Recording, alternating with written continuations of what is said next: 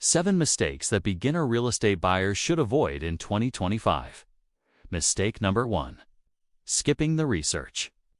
Many new buyers in 2025 get excited by the idea of homeownership or making an investment in property and start hunting around for the best deal. They look at houses online and imagine themselves living there or seeing it as an excellent investment opportunity. However, what many beginners fail to do is invest time into research. This is perhaps the most common mistake that beginner real estate buyers should avoid. Look, owning a property is a big decision. It's expensive and not something to enter into lightly. You need to view it almost like a business decision. The idea is to make sure that you are buying property in a good area and not just any property. Just because the walls look fresh and the roof looks new doesn't mean you remaking a sound investment. You have to do your research, understand the neighborhood, where it's located, if it's growing or declining, and the types of people living there. Understanding the local market trends is crucial to know if the area has a high crime rate or not. If you're buying a property in the neighborhood that has a lot of crimes, you could struggle to sell it in the future. So do your homework. Check the history of the area, talk to locals, and find out about the area. Also, look into the development plans in the area. Are there any upcoming developments that will change the landscape of the neighborhood? Will the property value appreciate once the development is done or decline? Again, do your research before buying property in 2025. Mistake number 2. Underestimating the true costs. Buying a property is expensive. And while many new buyers focus on the monthly payments, they fail to factor in all the additional expenses. Here's the truth. Buying property is not just about the price tag. You also need to pay closing costs, taxes, maintenance, insurance, possible HOA fees, and unexpected repair bills. Most new buyers go into debt because they underestimate how much a property really costs. Now, here's something I want you to understand. It's okay to stretch your budget to afford a beautiful house, but only if you're prepared for the added financial responsibilities. Don't forget, you'll be responsible for every single thing that goes wrong with the property. So, when considering the purchase of a new property in 2025, sit down with a financial advisor and calculate all the costs involved to ensure you not caught off guard. Make sure you have enough savings to handle any situation that comes your way.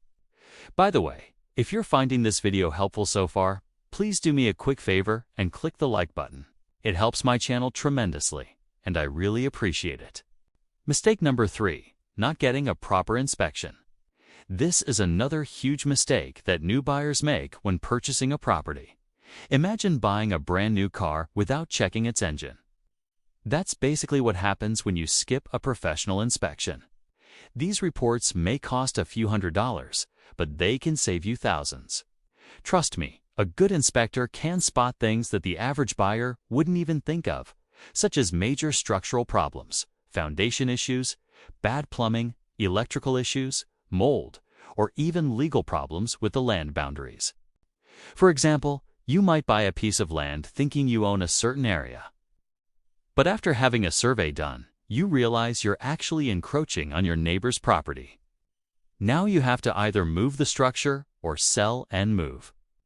A good inspector can help you avoid this problem. Plus, a recent inspection report gives you leverage to negotiate repairs with the seller. It shows that you mean business. So remember, don't skip inspections. It's a small price to pay for a whole lot of peace of mind. Mistake number 4. Failing to get pre-approved. Let me tell you a story. There was a time when a young couple came into my office eager to buy their first home. They had found the perfect place, but when it came to making an offer, they couldn't compete with other buyers who were already pre-approved for their mortgages. They left disappointed.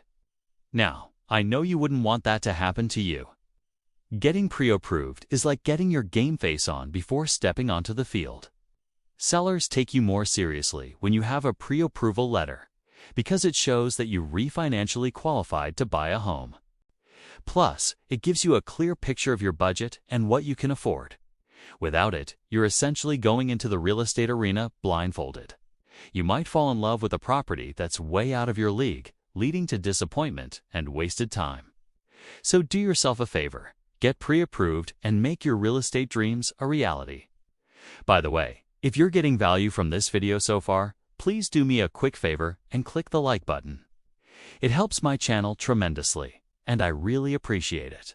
Mistake number 5. Falling for too good to be true deals. We've all seen those listings that too good to be true. And while it's natural to be drawn to a seemingly amazing deal, it's important to approach it with a healthy dose of skepticism. Here's the reality. If a property seems unbelievably cheap, there's usually a reason. It could be in a bad location, a flood zone, in poor condition, or even tied up in legal issues. Don't let your emotions overpower your logic. Do your research, ask questions, and explore all angles before committing to anything. Remember, caution is key when it comes to real estate investing. Even if you feel like you're missing out on a great deal, it's better to walk away than to get stuck with a lemon. Mistake number 6. Not having a clear strategy. Before jumping into the thrilling world of real estate, it's crucial to have a clear strategy in place. Many beginners make the mistake of aimlessly wandering through the market without a specific plan, which often leads them to feeling overwhelmed and confused. Here's the simple truth. Whether you're buying for personal use or as an investment, each goal has a totally different game plan. If you intend to live in the property, you'll want to consider factors like proximity to work, schools, and amenities. On the other hand, if you're buying to flip or rent out, your focus should be on potential rental income, appreciation, and cash flow.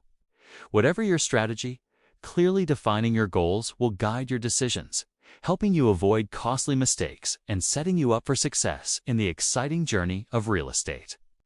Mistake number 7. Doing it all alone. This is a big mistake that many beginners make. As I always say, don't try to be a hero. You don't have to do everything alone. Many new buyers try to save money by skipping professionals like real estate agents, lawyers, or financial advisors. However, doing it all alone can lead to disastrous consequences. Think of it this way. Even experienced investors build teams of experts to help them navigate the complex world of real estate. A good real estate agent understands the market, knows the best properties, and can help you negotiate the best deal. They're your eyes and ears on the ground. A real estate lawyer can review contracts, handle paperwork, and ensure you're protected throughout the process. And a financial advisor can help you secure the right mortgage and analyze the numbers to make sure it makes sense. By assembling a solid team, you'll have experts guiding you every step of the way, helping you make informed decisions and avoiding potential pitfalls. So don't go it alone. Building a team of trusted professionals is an investment that will pay off in the long run. Remember, 2025 is full of opportunities in real estate. But just like a treasure map, you need to know where to look and what to avoid. The last thing you want is to lose everything before you even get started. By the way, if you're getting value from this video so far, please do me a quick favor and click the like button. It helps my channel tremendously, and I really appreciate it. Now, do you have experience with any of the mistakes we've talked about today? Share your story in the comments below. Your experience might help someone else avoid a costly mistake. Now, I'm curious to hear from you. Which of these mistakes have you made? What did you learn from it? Share your thoughts in the comment section below.